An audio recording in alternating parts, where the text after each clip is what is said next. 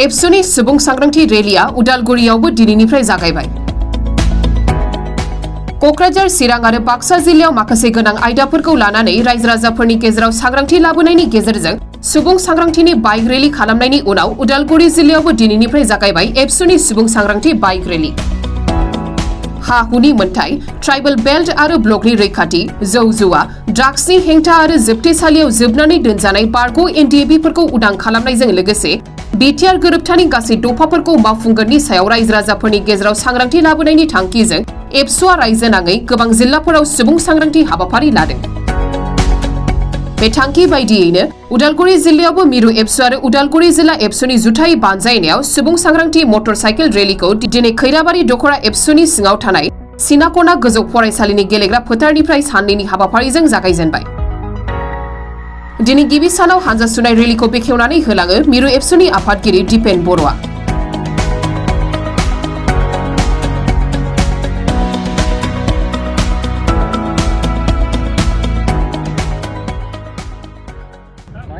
जोंनि जे सुबुं सांग्रांथि रेलि कक्राझार चिरां बाक्सायाव जोब्बाय, दिनै उदालगुरियाव जों हाबदों। नेक्स्ट जोंहा सनितपुर बिश्वनाथ लखिमपुर धेमाजि कार्बि आंलं गलाघाट गुबुन गुबुन जिल्लायाव जागोन आरो बे रेलिया दान मोननै सोलिगोन। मोनब्रै आयदाखौ लानानै बे रेलिखौ जों खालामगासिनो दङ।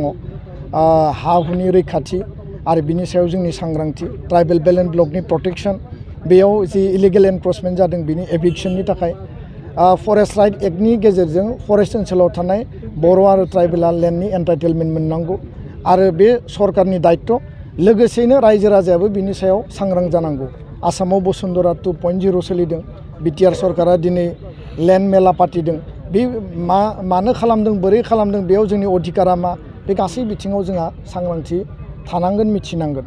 नैथिया जाबाय गुन गोनां सोलोंथाइ, बिमा रावजों बर' मिडियामजों फरायनानै जोङो डाक्टार इन्जिनियार जानो हायो, आइएएस आइपिएस जानो हायो, एसिएस एपिएस जानो हायो, जों मोजां केरियार दानो हायो आरो बे बिसास आत्मबिसासा जोंनियाव थानांगोन।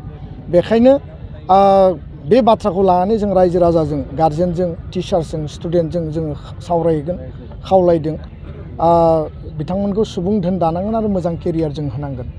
3 नम्बरा जाबाय ड्राग्स, जौ जुवा, दायना दायनि, मानसि लांखारनाय, उन्दै बैसोआव हाबा जानाय, बेखौ समाजनिफ्राय टटेलि गैया खालामनांगोन। गैया खालामनांगौनि थाखाय समाजनि हारिनि आफादफ्रा बाहागो लानांगोन। लोगोसेयैनो धोरोमारि आफादफ्राबो बेयाव सहयोग होनांगोन। एबसुआ हारसिङै बेखौ सम्भब नङा।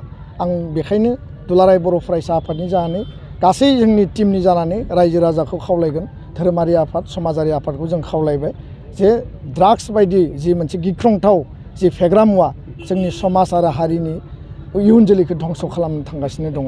ब्रैथियाव जाबाय जेलाव थानाय एनडिएबि मानगोनां रन्जन दैमारि, गासै 60 जन जिखिनि जेलाव दङ बिथांमोनखौ आइनि जटिलता, आइनि मेरपेजखौ गैया खालामनानै उदां अख्राङाव हगारहरनांगौ आरो सान्ति सुक्तिनि जि मुल जि उद्देश्य बेखौ मोगथाङाव जाफुंसार होनांगौ।